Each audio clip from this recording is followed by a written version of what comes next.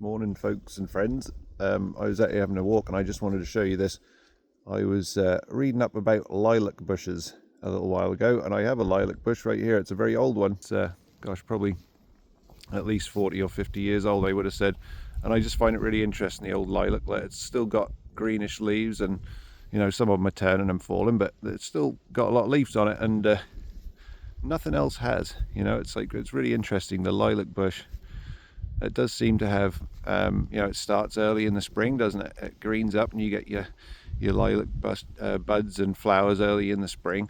And it's one of the very last ones to lose its leaves in the autumn. It's November now, early November. So it stays a long time. And the interesting thing I learned about lilacs is when they finish budding or finish flowering in the late or middle of the summer, I would have said late spring, midsummer, they finish flowering. They actually start to bud directly after they finish flowering. So they don't have the dormant period over the winter, and they don't start budding again in the early spring like most plants and flowers do.